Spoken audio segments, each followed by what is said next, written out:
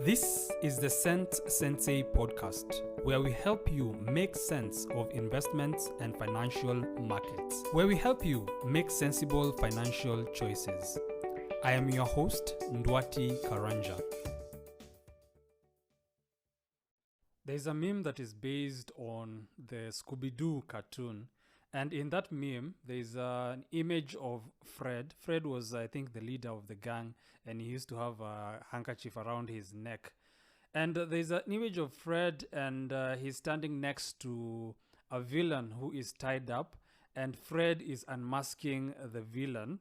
And you see that in that image that the villain is actually Fred. So Fred is unmasking a villain who turns out to be Fred. And the caption of that meme is, "When I finally find out the person who has been wasting my money," implying that there are times when we are the ones who are actually spending our money unwisely. And unfortunately, we often end up being our own worst enemy sometimes when it comes to money and investments. One of the reasons for this is that our brain sometimes creates these patterns to help us deal with a large amount of information that we usually have to deal with. And these patterns over time can turn into behavioral traps. And these traps can derail our investment decisions. In this episode, we are going to talk about some of these traps. We are going to talk about the traps that you're going to be facing when you're deciding which investments to pick. And then we're going to talk about the traps that you're going to face when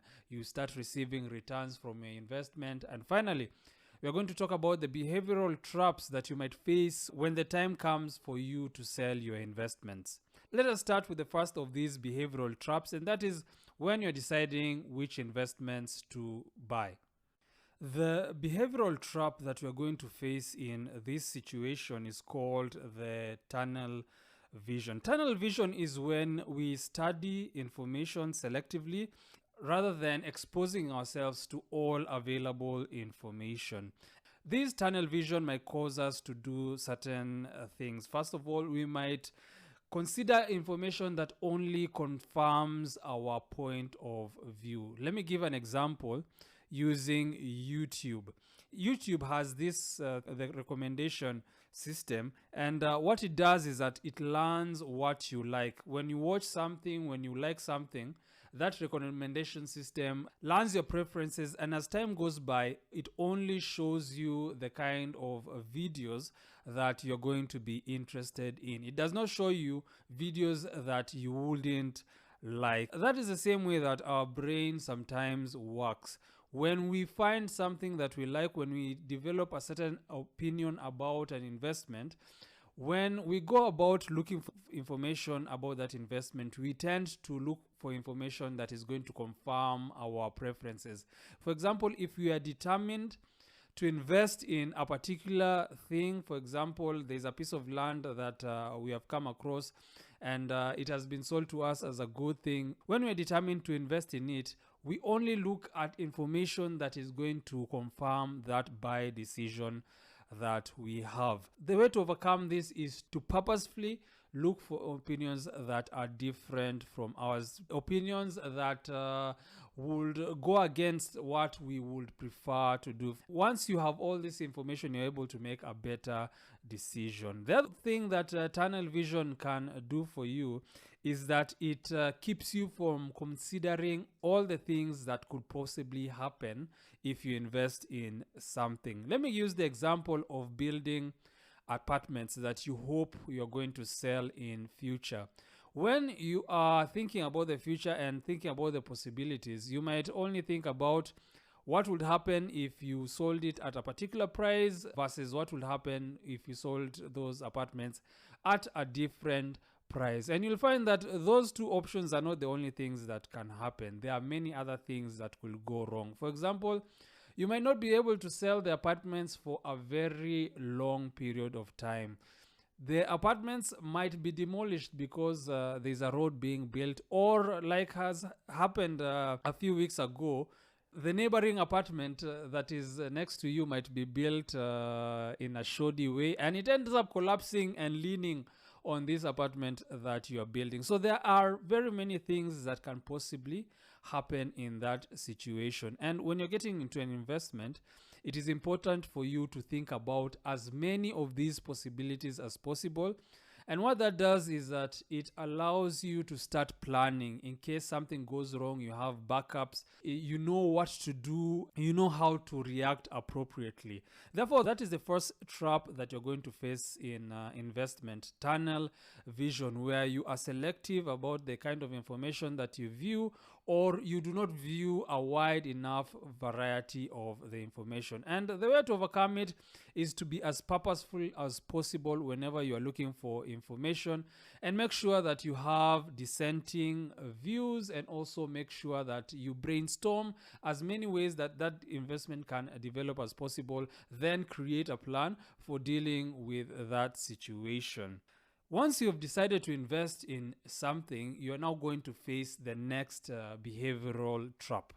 This next trap is called mental accounting. Mental accounting refers to a concept where you treat money differently depending on where it has come from. And there are two ways that this trap manifests itself in your investment decisions. The first one is you might succumb to something called the house money effect.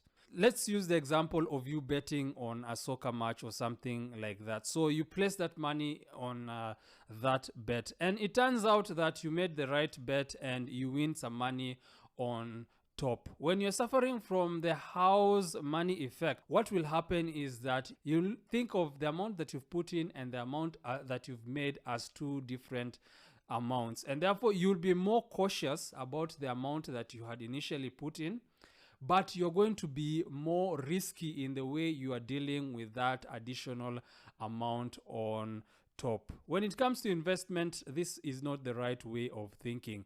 Once you've invested in something and you make returns, both amounts are going to be yours. Both amounts are the same, and therefore you should treat both of those amounts the same way. You should not be careful with the amount that you initially invested and then become reckless with that additional returns that you have made from the investment.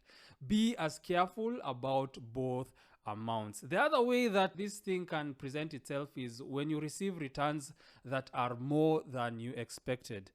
For example, you invest in something and you expected to get 10% out of it. However, it turns out that you make 20%. What most of us are likely to do is that you take that additional 10%, then you spend it on stuff that is luxury stuff or stuff that you need. Again, this will be the wrong approach when it comes to investment. And the reason for this is that the returns on investment are usually not uniform. There is a year that you're going to make excessive returns, and then there is a year that you're going to make low returns. So if you find yourself on the years that you make excessive returns, you take those excessive returns out of your investment rather than reinvesting them. Over time, your investments are not going to grow at the pace that you require them to. And the way to overcome this mental accounting trap is to have a plan and to stick to it. If you've decided that you're going to invest, let's say for 10 years, regardless of the kind of returns that you make over that period, you make sure that you reinvest them. And whenever you make any kinds of return, think of them as the same as your initial investments. Don't treat them as different and therefore become more reckless with that money that you've received in terms of return. And that is how you overcome this mental accounting trap. And as time goes by, you might find yourself in a situation where you need to sell some of your investments. And this is where you're going to encounter the final behavioral trap. The final trap is called loss aversion. And loss aversion is where you are biased towards avoiding losses rather than seeking gains. And one way that it presents itself is in the form of escalation trap when you are faced with losses in one of your investment. Let's say you invested in a business and it didn't turn out well. You put in a certain amount of money. What sometimes we might do when you find yourself in this trap is that rather than stopping investing in that business, you keep pouring money into it, hoping that the additional amount of money is going to help you recover the amount of money that you have lost in the past. And as you continue to do this, you find that you're digging that hole of losses deeper and deeper with every additional investment that you make. And you're thinking in this situation is that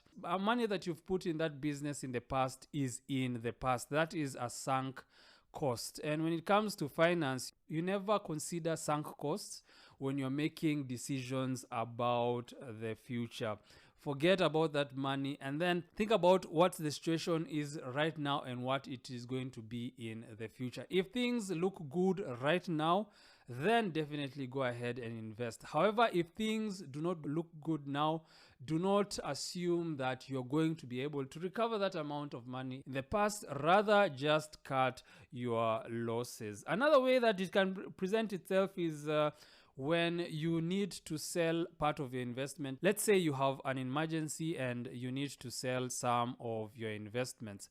Which ones are you going to sell? Imagine you have some investments that have been doing very well. You've made some money on them. They have appreciated in value. And then you have other investments that haven't been doing very well. When you find yourself in this loss aversion trap, it is very tempting for you to sell those investments that have been doing well and then keep the ones that have not been doing well. And your reasoning is going to be that these investments that have not been doing well, the ones that we're going to call the losers, we want to give them some time to do as well as the winners, and therefore you sell the winners and end up keeping the losers. That again will be the wrong decision to make. And the reasoning is the same as I've just said before. The past is the past when it comes to finances. You think about what the situation looks right now and then look into the future. If an investment has been good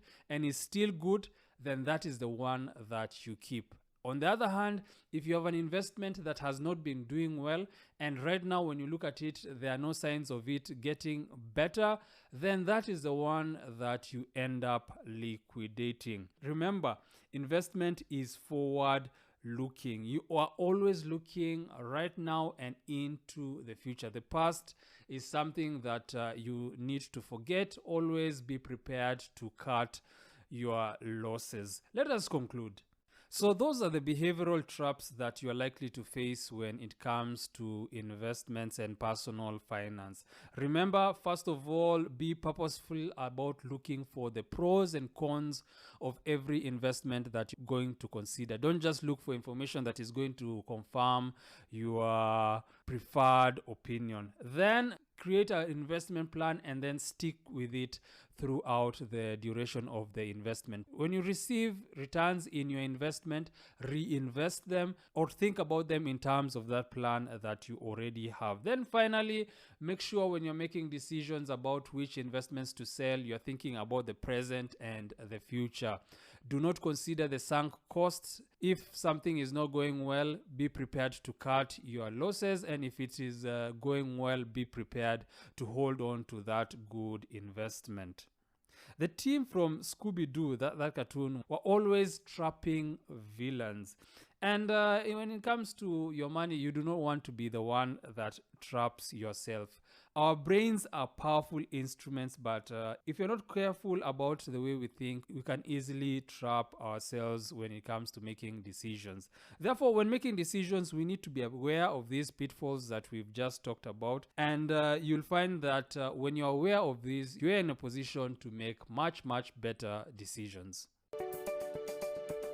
This has been the Sensei Podcast. We release new episodes on Wednesdays and Fridays. Please subscribe and leave a comment on your favorite podcast provider. I am Ndwati Karanja.